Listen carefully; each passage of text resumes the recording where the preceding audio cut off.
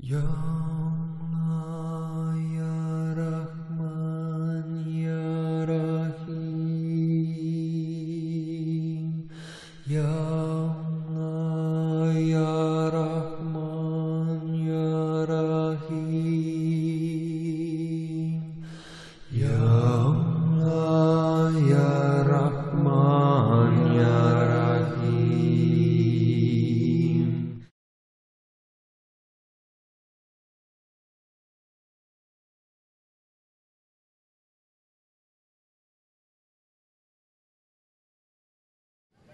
Assalamualaikum. This is my humble abode. Mao ni ako ang balay sa dayon. Dayon in Tagalog is tuloy po kayo. Okay? So pasensya na at wala po akong electricity, so ito munang gasera ang ginagamit ko. Okay, dali. Human as I am, hindi ko may pagkakaila na there are times na nasasabi ko sa sarili ko na I'm not supposed to eat this kind of food. I'm not to sleep on this kind of bed. I'm not supposed to feel this kind of thing. I'm not supposed to experience na ng mga bagay na masasabi nating mahirap, mga bagay na nakakalungkot, mga bagay na hindi gusto ng isang tao. Pero para sa isang tao na nagbalik Islam, iisipin niya na hindi mahalaga to dahil ito ay iiwanan ko lang. Aanhin ko ang buong mundo kung mapupunta din lang sa impyerno ang kaluluwa ko. Mas gugustuhin ko pang mainitan, magutom, magsakripisyo, malungkot. Mas gugustuhin ko pang nag-iisa, mas gugustuhin ko pang naghihirap. Sa mundong ito, kung pagkatapos din lang ng mundong ito, ay may nakalaan na isang paraiso ang Allah Ta'ala sa akin, na kung saan wala ng kalungkutan, wala ng gutom, wala ng paghihirap, wala ng pag-iisa, wala ng luha, wala ng paghihirap. Magulo masyado dito pero hindi ko maiwan-iwan itong mga bagay na to dahil for me these things means so much to me. Kahit mo titingnan mo parang basura na, pero sa ngayon po ito na po yung pinakakayamanan ko, no? So ito po yung mga dati kong sinusuot. Ito po yung pax na sign. May crucifix pa, may isda, may chalice. Ito din yung tinatawag namin noon na chastity belt. Hindi po ito pang bigti. Ito yung pinaka-belt na ginagamit namin, which symbolizes the vow of poverty, the vow of chastity, and the vow of obedience. Tapos niyan, sinusuot yung inside stole. Ito yung stole, ha? Iba't ibang kulay nito pag ordinary days. Yung green, yung puti sinusuot pag baptism, tsaka iba pang mga occasions. Then pagkatapos niyan, ito na yung sinusuot. This is how I look before. Tanging pangarap ko, sana'y bigyang daan, sa landas ko'y hawiin ang buhawi at unos. Isa sa paborito kong charismatic song is yung awit ng isang alagad. Dahil sa kantang yon, nakikita ko ang sarili ko. Ang istorya ng aking bukasyon, ang istorya ng aking paglalakbay, ang istorya ng aking pagbabalik Islam. Mula nung bata ako, never na nagbago yung gusto ko na maging pari ako. Una, nakita ko na ang pari mababait, mahal ng tao, masarap ang buhay ng pari. Before ako pumasok sa seminaryo, sabi nung isang relative ko na pari din na siya yung nilapitan ko para tumulong sa gastusin sa seminaryo dahil mahal ang pag-aaral sa pagiging pari. So, kung di man kaya ng mga magulang mo, kailangan ka maghanap ng mga sponsors, ng mga benefactors. So nilapitan ko siya. Sabi niya, I cannot help you. Sinabi ko pa sa kanya, Father, hindi naman sarili mong pera ang hihingin ko, kundi hanapan mo lang ako ng tao na pwedeng tumulong. But sad to say, hindi siya tumulong. Pero may mga taong hindi ko kadugo na tumulong. Nag-ambag-ambagan sila monthly para lang may maibayad sa tuition, sa board and lodging ng seminaryo, sa iba pang gastusin, pagbili ng mga libro, ng mga school uniform sa seminaryo. hindi ko lubos maisip na naging pari ako. Feeling ko that time, ako na yung pinaka masayang tao sa mundo. Ito po yung Certificate of Ordination ko, pirmado po ng officiating prelate, si His Holiness Dr. John Florentin Teruel. Siya po yung founding bishop at pinaka-head ng Apostolic Catholic Church. Nung una kong misa, that was 2 days after my ordination, December 13, 2008, ako yung nagmisa sa unang araw ng novena para sa paparating na Pasko. And like anybody else, may mga pagkakamali sa unang araw ng yung misa. Pero isa sa mga bagay na hindi ko makalimutan is yung tumulo ang luha ko, thinking na noon nagsisimba lang ako. Ngayon ako na ang nagmimisa. If I could still remember it, there was one mass na nakatanggap ako ng 35,000 pesos. At sa pinaka-ordinaryong misa ng isang pari, napakaliit na yung 500 pesos. At bihira lang mangyari. Dahil yung mga tao, pag sinabing misa, pag sinabing para sa pari, nag-iipon sila. May harvest sa agriculture, may harvest sa dagat, may sweldo, always may share yung pare. Dahil tinuruan din sila namin noon na kung anumang blessing ang matanggap nyo, dapat matuto kayong mag-give back. Matuto kayong magbigay ng inyong offering, ng inyong mga ikapu. Kaya ang mga tao, dahil sa naniniwala sila sa pare, nirerespeto nilang pare, nakikita nilang pare as alter Christus, kasi yan yung term ng mga pare. We are branded as alter Christus, meaning another Christ. So, every time nakikita ng pare, para nakikita na din nila yung Panginoon. Kaya ganun na lang ang paniniwala ng mga tao sa pare. Isa siya sa mga nagturo sa paaralan namin noon bilang isang teacher. Ang programa nila ay Moral Recovery Program, kung saan tinuturuan nila ng magandang asal yung mga estudyante, lalong-lalo na yung mga kababata namin o mga kaklase namin na walang ibang alam kundi puro kalokohan. Maganda yung mga tinuturo niya, isa siya sa magandang impluwensya, kung walang pera, minsan binibigyan niya. Malaki na rin po yung naibahagi niya sa buhay ko. Kasi isa siya sa naging inspirasyon ko kung paano magmahal sa Diyos. May circumstances din sa buhay ko, lalong-lalo na sa paaralan, minsan may family problem ako, tapos isa siya sa mga nagbibigay ng advice sa akin. I started to read the Bible na. And I have found out that 85% of the teachings of the Catholic Church is not found in the Bible. Ibig ko sabihin, it is only man-made. So naghanap ako ng mga simbahan. After leaving the Catholic Church, nakarating ako sa iba't ibang simbahan sa hangaring makita yung totoo, sa hangaring makarating sa tamang pananampalataya. Pero ganun pa rin ang nangyayari. Sa bawat simbahan na pupuntahan ko, may mga malalaking question mark ako. Kaya hindi ako nagdadalawang isip, iniwan ko ito. Hanggang sa dumating ang araw na parang wala na akong simbahan. Nagdadasal na lang ako nasa loob na lang ng kwarto. During that time, naaalala ko ang dua ko na, Panginoon ko, sana makarating ako sa pananampalatayang galing talaga sa iyo.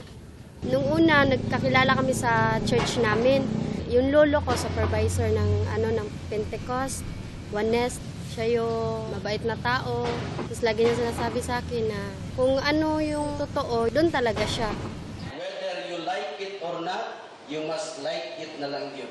Pastor siya nun sa Pentecostal. Yung mga bersikulo sa Biblia, tinulungan niya akong ipaintindi sa akin yun. Kaya di rin nagtagal, nakumbinsin niya akong tama sila. Pero laking gulat ko na lang nung nalaman ko isang araw, si Brad Dave, nag-Muslim na. Tapos doon, pinaliwanagan niya akong muli. Doon, nabuksan talaga yung isip ko na sa kagustuhan niyang maglingkod sa Diyos. Nadala niya ako sa maling paniniwala. Pero ngayon, nahatak niya na ako sa tama. Si Allah ay nag-iisang Diyos. Walang ibang dapat sambahin, kundi siya lamang. Kung titingnan po natin, ang salitang Kristiyano ay nangahulugang tagasunod kay Kristo. So kung ako ay tagasunod kay Kristo, dapat itanong ko sa sarili ko, Nagdadasal ba ako katulad ng pagdadasal ni Kristo? Nag-aayuno ba ako katulad ng pag-aayuno ni Kristo? Ilan ba ang Diyos na itinuro ni Kristo? Dahil kung titingnan natin, sino ba ang nagdadasal ng nagpapatira pa tulad kay Kristo sa panahon natin? Sino ba sa atin ang nag-aayuno ng katulad ng pag-aayuno ni Kristo? Sino ba sa mga reliyon natin na nagtuturo ng tinatawag nating absolute monotheism, gaya ng tinuturo ni Propeta Jesus? Mga Muslim. Lahat ng ito ay recorded sa Biblia. Kung ako ay totoong Kristiyano, dapat sumusunod ako, gumagawa ako sa mga ginagawa din ni Kristo. Dahil ako ay tagasunod. Dahil kung hindi ko gagawin yung mga bagay na ginagawa ni Propeta Jesus, ay hindi niya ako tagasunod. O baka ako ay kaaway ni Propeta Jesus. So, hindi ko iniwan ang pagiging Kristiyano ko, bagkus ginawa kong ganap ang pagiging Kristiyano ko. Kaya nag-Muslim ako.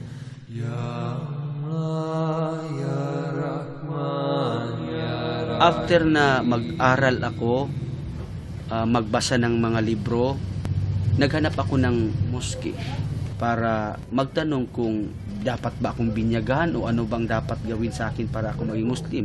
I was so shocked na wala palang binyag sa Islam. Kung hindi, you will just testify that there is only one God worthy of worship, na siyang Allah Ta'ala, at si Propeta Muhammad sallallahu alaihi wasallam ay propeta, sugo ng Allah. Una, takot ako pumasok sa simbahan ng mga Muslim. Dahil nasa isip ko, mga Muslim, terorista, mamamatay tao, namumugot ng ulo. So, nagdadalawang isip ako, pero nilakasan ko lang yung loob ko. At without any hesitations, that was December 14, 2012, na ako ay nagbalik Islam formally. Sinabi ko sa sarili ko, kung ako ay totoong mananampalataya ni Propeta Jesus, dapat mag-Muslim ako. Dahil kung ikaw ay umaangkin na nananampalataya kay Propeta Jesus, pero nananatili ka sa isang pananampalataya na hindi tinuro ni Jesus, hindi ginawa ni Jesus, hindi ka totoong Kristiyan. Kaaway ka na Kristiyan.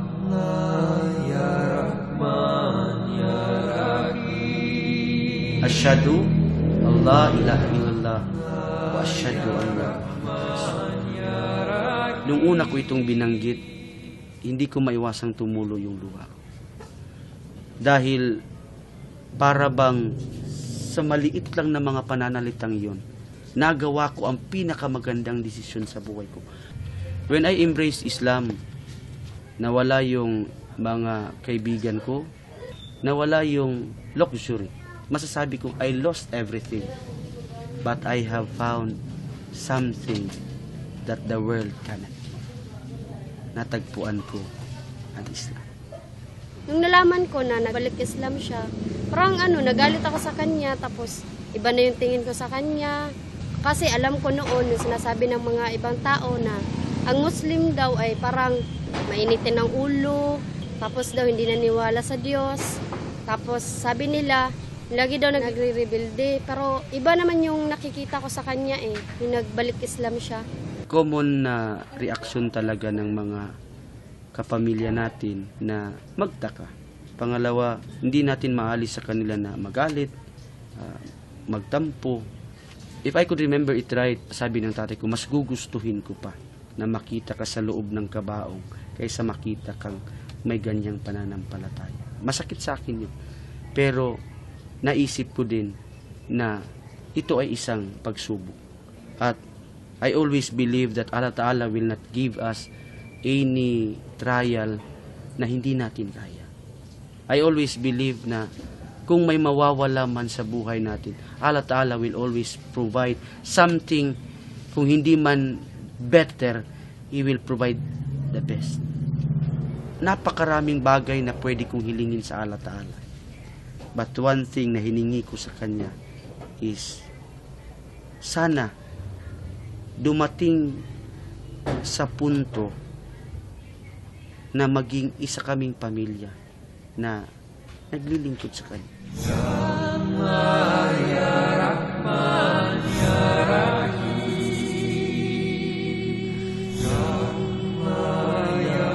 sa mga kaibigan ko, sa mga kapamilya ko. Hindi ko po kayo mabiblame kung magalit man kayo o magtampo man kayo dahil sa desisyon na ginawa ko. Hiling ko lang na sana buksan nyo din yung ang puso nyo at isipan nyo sa mga bagay na may kinalaman sa espiritual. Bago mahuli ang lahat, sana pag-aralan nyo din ang Islam.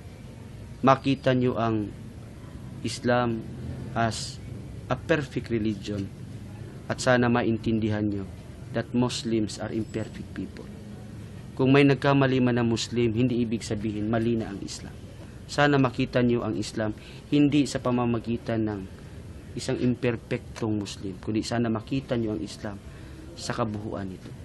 At sana tulad ko, magabayan din kayo, makarating din kayo sa tamang paglilingkod. Hindi pa rin po magbabago yung pagtingin ko sa kanya kasi kung ano pong ginawa niya, yung binago niya sa akin noon, mas maganda naman po yung dulot sa akin ngayon. Tinanong ko sa kanya kung bakit siya nagbalik Islam. Tapos sabi niya sa akin, nag-research siya, tapos nagbasa siya na daw ng Quran. Tapos sabi ko, ano namang pagkakaiba nun? Tapos yun, marami na siyang sinasabi sa akin about sa Islam, na nagbasa din ako. Tapos sabi ko, parang yung sinabi niya, parang nalaman ko na totoo pala yung ganun. Ikaw man ay isang obispo, isang monsinyor, isang pare, isang madre, isang pastor, dapat magsuri ka.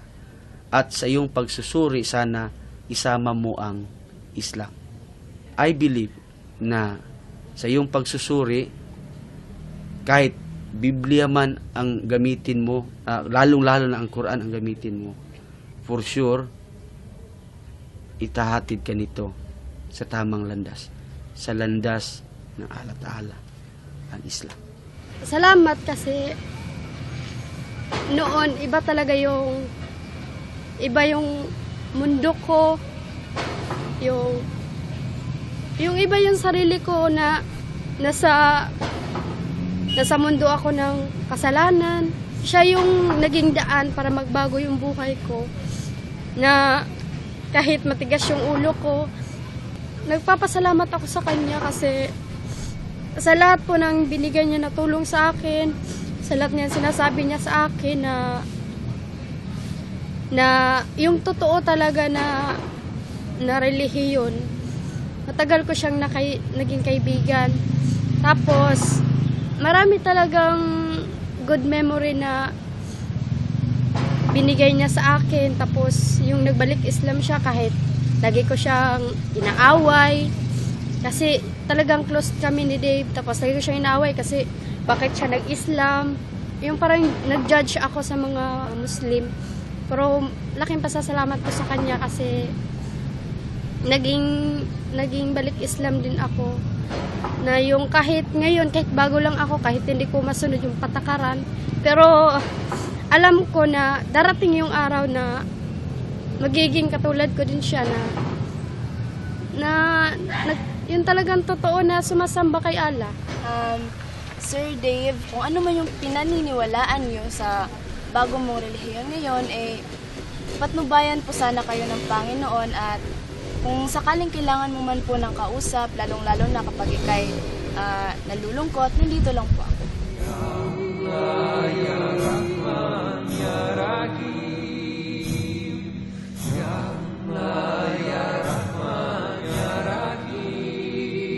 Sa tayo na tumag-eksunan nga nalunogin atong programa, maayong hapon inyong tanan, Luzon, Visayas, Mindanao, utob sa hapon din atong pagsidya. Kaninyong tanan, assalamualaikum warahmatullahi wabarakatuh. Kanina sa kita nito sa kauras na itong programang Islam tingog sa kamaturan. May natong hisgutan ang mabutang may kalabutan sa pagkakas Islam.